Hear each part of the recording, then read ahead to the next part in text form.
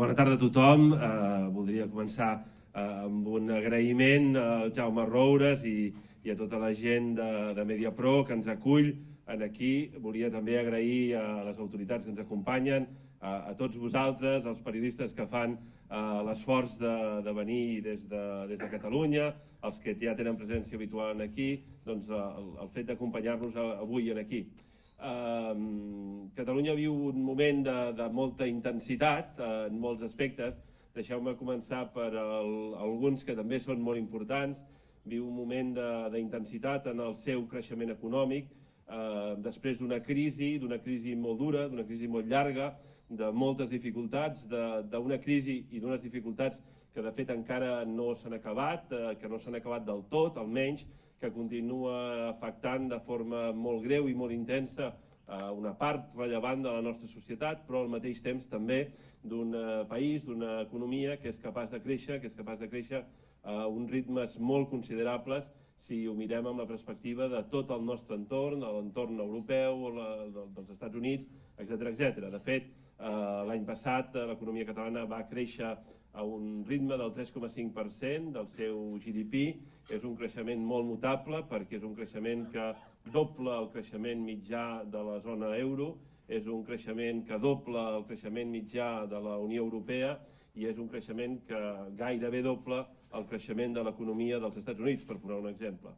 És un creixement sòlid, em sembla que és rellevant explicar-ho sempre i és rellevant explicar-ho aquí davant de molts membres de la comunitat catalana als Estats Units, de la comunitat catalana a Miami en concret, doncs donar alguns detalls d'aquest creixement, de la salut d'aquest creixement, que és un creixement molt diversificat, que afecta, que beneficia a molts sectors de la nostra economia i que ens porta, per exemple, a estar en rècord històric d'exportacions, en rècord històric d'inversió estrangera, en rècords històrics de recaptació vinculada al turisme, amb un creixement industrial de més del 5%, amb un creixement de les exportacions de tecnologia d'alt valor afegit de més del 10%. Per tant, són dades positives, són dades per l'esperança, són també dades que si acompanyen, per exemple, el comportament del dèficit públic, doncs ens porten a un escenari que és molt poc habitual a Europa, que de fet és molt poc habitual a la major part del món en aquests moments, que és que tenim un creixement del producte interior brut que quadriplica, que l'any passat va quadriplicar el dèficit. I per tant vol dir que és una economia que en aquests moments, un dèficit en part imposat, diguem-ne, per les circumstàncies globals, per les circumstàncies internacionals, pel govern espanyol, etc. Però en tot cas no hi ha gaires economies del món que tinguin aquest comportament i que el seu creixement quadripliqui el dèficit que està generant en aquell moment. Això és important perquè també demostra la capacitat que té l'economia, la societat catalana, d'afrontar els reptes de futur. I per tant em sembla que és una dada que és molt important tenir ben present. Quan expliquem per què val la pena invertir a Catalunya, ho podem fer de moltes maneres. Vosaltres representeu segurament l'altra cara d'una mateixa moneda, d'una mateixa realitat, d'un mateix país, que és com Catalunya es projecta cap a l'exterior. Però quan parlem de les inversions estrangeres, de la inversió estrangera a Catalunya, la podem justificar, la podem explicar de moltes maneres, però em sembla que una manera de fer-ho, que és perfectament correcta, és recordar-li als nostres interlocutors que en molt poques economies tenen unes possibilitats de creixement com el que l'economia catalana ens està donant en aquests moments. I per tant, no invertir a Catalunya segurament és una mala decisió. Si volen prendre bones decisions, una de les bones decisions que poden prendre és invertir en el nostre país. De fet, nosaltres som una economia oberta, ho hem sigut sempre, a vegades superant dificultats enormes, però sempre hem sigut una economia oberta, ara ho som especialment. No només som una economia oberta, sinó que som una societat oberta. Una societat oberta que les darreres dades ens diuen que a la capital del nostre país es parlen més de 260 llengües diferents. Una societat oberta que és una societat d'acollida, de gent molt diversa, d'una diversitat que ens fa més rics cada dia. D'una societat oberta que afronta reptes semblants, en molts casos, els que afronten les societats més avançades del món i la societat nord-americana en particular. I ara aquestes hores que fa que estem aquí a Miami, sentint-vos parlar, alguns de vosaltres, i sentint-vos parlar de les vostres expectatives de futur, de com heu arribat aquí, de les ganes que teniu de tornar o no, però potser sí, però més endavant, etc., dels dubtes que es generen a la vida, no? I de constatar que de fet vivim unes vides que sovint són moltes vides concentrades en una de sola, perquè les nostres vides han canviat de forma molt important en diversos moments, ens dediquem a coses diferents a les que ens dedicàvem fa tan sols uns anys enrere, no estem segurs de què ens dedicarem d'aquí uns anys, etc. Doncs molts d'aquests reptes els afrontem nosaltres també com a societat. Ens sentim orgullosos de la nostra diversitat interna, sabem que aquesta diversitat no només és un benefici des d'un punt de vista cultural, des d'un punt de vista lingüístic, sinó que al mateix temps també és el fonament de bona part de la nostra riquesa futura. Tenir una societat en què els ciutadans són capaços de parlar i d'escriure i de comunicar-se perfectament en llengua catalana, en llengua espanyola, en llengua anglesa, i molts dels nostres conciutadans, a més, doncs, potser en llengua xinesa o en llengua àrab o en llengua urdú o amb tantes i tantes llengües del nostre entorn, italià, el francès, alemany, etc., és sens dubte una gran oportunitat de futur que hem de saber aprofitar. Deia que hem sigut sempre una societat oberta, ara us una mica de la vostra paciència, diguem-ne, però ja que m'heu donat l'oportunitat d'explicar-vos coses, ara us en voldria explicar unes quantes. Fa un moment m'he trobat amb el professor Joaquim Roy, que és professor de la Universitat de Miami, un especialista en història cubana i de les relacions entre Catalunya i Cuba, un especialista infinitament més especialista que jo, que hi vaig dedicar tan sols un breu parèntesi de la meva vida. Els meus primers llibres escrits i publicats van ser sobre les relacions entre Catalunya i Cuba, i ara fa un moment m'ha ensenyat un exemplar que tenen a la Universitat de Miami, que m'ha dit que està en una col·lecció molt concreta, que no el deixen mai en préstec, i que per poder-lo portar fins aquí ha hagut de demanar un permís especial a la universitat, etc. En tot cas, aquest llibre i els llibres, els molts més llibres i de molta més qualitat que segur que ha escrit el professor Joaquim Roy, en el fons són el reflexe d'una societat que és oberta ara però que ho ha sigut sempre, d'una societat que va ser capaç de superar moltes dificultats. És a dir, si ara fa entre un i dos segles, o entre dos i un segle, per ser més precisos, si entre finals del segle XVIII i finals del segle XIX la presència catalana aquí al costat va ser tan i tan rellevant, i ho va ser molt, és, entre altres coses, perquè en el moment de l'obertura, finalment de l'obertura dels ports de l'imperi americà en els vaixells catalans, l'obertura no es va produir respecte a tots els ports de l'imperi, i van continuar exclosos del comerç amb Barcelona, del comerç amb Catalunya, perquè en aquell moment hi havia més ports que també eren força rellevants, no tant com el de Barcelona, però també eren rellevants, des de Sant Feliu de Guíxols, Blanes, Sitges, Vilanova i la Geltrú, etc. Si la presència catalana, deia, va ser tan important a Cuba, entre altres llocs, va ser perquè els principals ports de l'imperi continuaven tancats. Els ports del Virregnat de Mèxic i del Virregnat del Perú continuaven exclosos del comerç dels vaixells procedents de Catalunya. I només se'ls hi va obrir els ports de les zones que es consideraven perifèriques de l'imperi. I el que van fer va ser aprofitar aquella oportunitat que tenien davant seu i aprofitar aquella oportunitat en les zones més perifèriques de l'imperi. L'esforç i els canvis en la vida i els canvis en l'economia van provocar que alguna d'aquelles zones perifèriques de l'imperi acabessin tinguent un paper central en l'economia mundial. I aquest va ser el cas de l'Havana. I la història de finals del segle XVIII i de bona part del segle XIX és la història d'uns territoris, d'unes societats, que són capaços de posar-se en l'avantguarda de l'economia mundial. Catalunya és, l'any 1900, és la segona societat, en termes relatius, més industrialitzada del món. L'any 1900, en termes relatius, en població activa dedicada al sector industrial, Catalunya era la segona societat més industrialitzada del món. Per tant, des de finals del segle XVIII i durant el segle XIX, l'Havana i l'àrea de Barcelona, l'àrea cada vegada més gran de Barcelona, es situen enmig de les xarxes comercials que dominen el món. Les raons són molt variades, ja no tindrem pas temps d'explicar-les, però en tot cas, des d'una situació molt complexa, des d'una situació políticament molt difícil, amb moltes traves, de moltes menes, aquella societat va ser capaç de projectar-se i de posar-se en la punta de llança de l'economia mundial. Va ser capaç de col·locar-se en les xarxes comercials que dominaven els oceans del planeta. Van ser capaços d'utilitzar els béns d'intercanvi amb el Río de la Plata, amb Cuba, finalment amb el port de Veracruz, amb Mèxic, amb Nova Orleans, etc., per alimentar la indústria creixent catalana. I ara no volia explicar-ho, però com que he dit molts noms, semblarà que els he dit perquè sí, i no vull que sembli això, i per tant ho intento explicar. Era habitual que un vaixell sortís del port de Barcelona, o del port de Vilanova, o del port de Sitges, carregat de diversos productes industrials, variats, molt variats.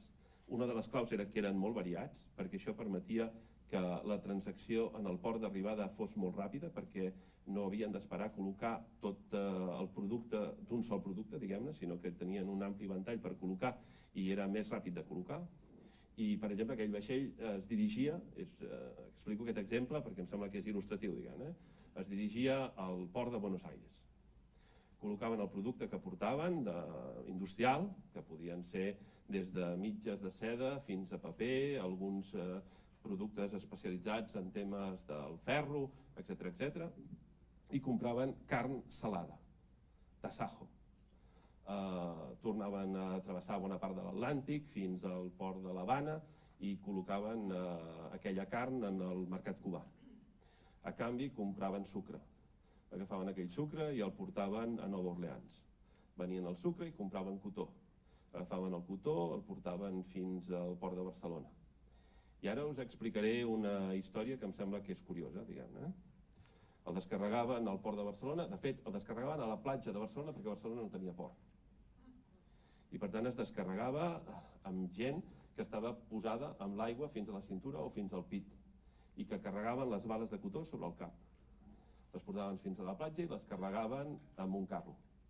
El carro sortia de Barcelona i anava pel coll del Bruc i baixant per la carretera de Salelles fins a Manresa.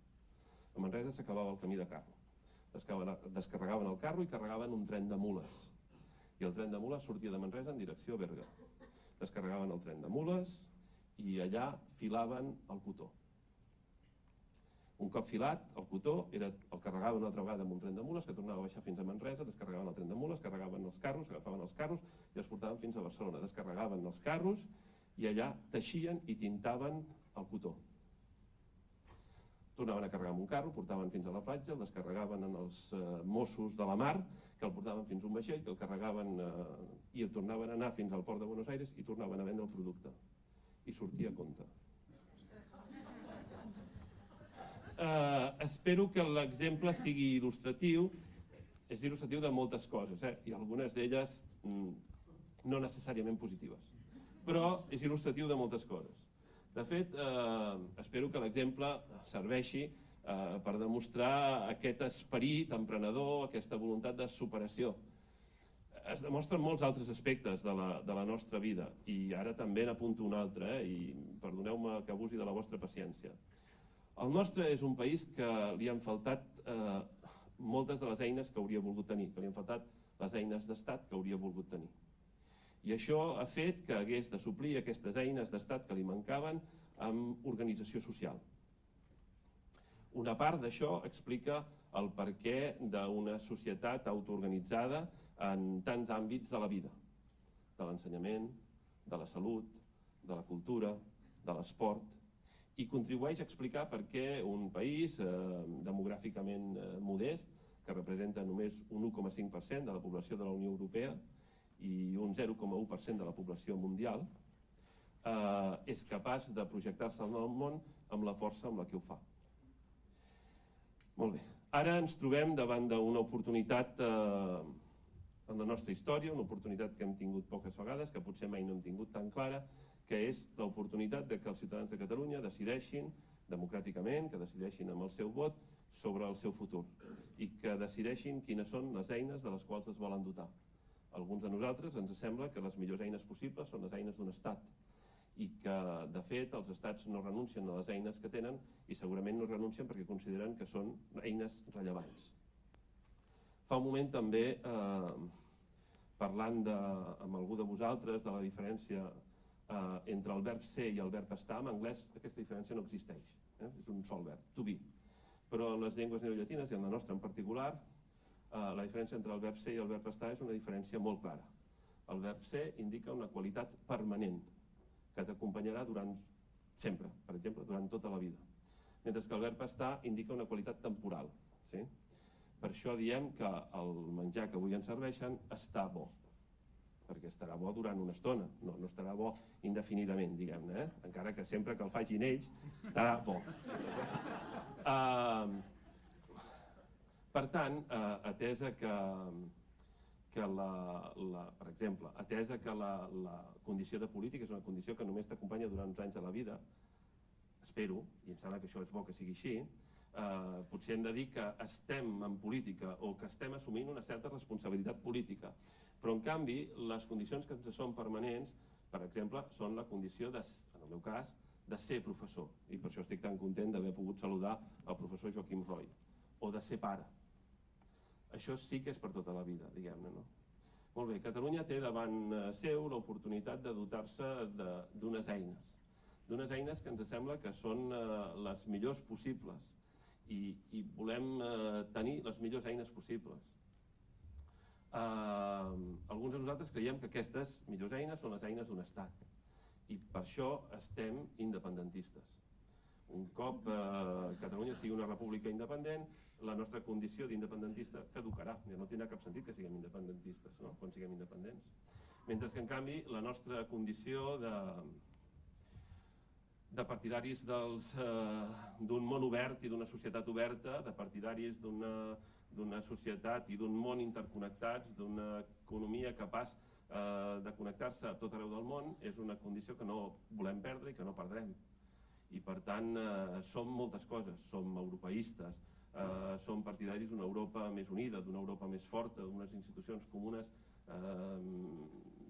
amb més capacitat de resoldre molts dels problemes que tenen plantejats, d'acord? És evident que hi ha molta gent que no comparteix aquest objectiu i és perfectament legítim, perfectament legítim. Per tant, la discussió no està entre el fet de ser partidaris d'una nova república o estar en contra de la nova república. El que realment és rellevant és que molts que hi estem a favor i molts que hi estan en contra, i en dues posicions són perfectament legítimes, compartim una voluntat, que és resoldre les qüestions per la via democràtica i resoldre les qüestions per la via del vot. I que al final nosaltres el missatge que volem donar al món, i òbviament a la nostra societat també, és el missatge de que l'opinió dels nostres conciutadans és una opinió rellevant. Tan rellevant que la volem escoltar, que volem fer tot el possible per donar-los l'oportunitat d'expressar-la i de ser conseqüents amb aquesta decisió. Em sembla que aquest és un missatge que s'entén perfectament i que s'entén a tot arreu del món. I nosaltres sempre hem sigut respectuosos amb els resultats electorals quan no han coincidit amb el que nosaltres desitjàvem.